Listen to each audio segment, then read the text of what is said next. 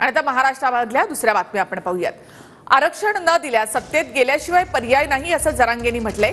विधानसभा निवडणुकीच्या पार्श्वभूमीवर मनोज जरांगे यांनी हे वक्तव्य केलं आहे। तर निवडणुका लढल्या पाहिजेत, जरांगेंना आधीच सांगितलं होतं असं प्रकाश आंबेडकर यांनी म्हटलं। निवडणुकीचा निर्णय जरांगेंच्या फायद्याचा असेल असं प्रकाश आंबेडकर यांनी म्हटलं आहे।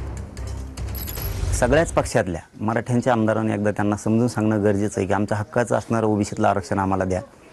आम्ही तुम्हाला संधी देतोय, आम्हाला राजकारणात नाही जायचं। जर सरकारनं आम्हाला आरक्षण नाही दिलं तर आमच्या पुढे एकच पर्याय आहे की त्या सत्तेत गेल्याशिवाय पर्याय नाही। गोरगरिबांना देणारं बनविल्याशिवाय पर्याय नाही, हे आमच्या पुढचं पर्याय आहे, त्याला नाविलाज आहे। माझं जरांगे पाटलांना फार अगोदरपासूनच म्हणणं होतं की त्यांनी निवडणुका लढल्या पाहिजे आणि त्यांनी जर निवडणूक लढण्याचा निर्णय घेतला असेल तर त्यांच्या लढ्यासाठी तो फार चांगला असेल।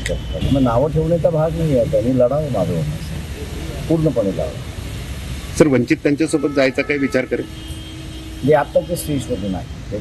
आरक्षणाचा मुद्दा जरी त्या बांगलादेशमध्ये काय झालं असलं तर महाराष्ट्रात नाही होणार तसं।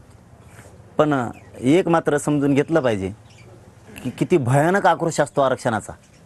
एवढी जर समज त्यांना असली आणि त्यातून जर धडा त्यांनी घेतला तर चांगली गोष्ट होईल की जर तिथं आरक्षणासाठी असं होऊ शकतं तर आरक्षण विषय हा साधा सोपा नाही आहे।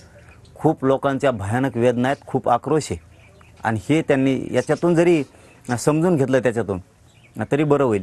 पण महाराष्ट्रात तसं काय होणार नाही, कारण महाराष्ट्र आमचा आहे।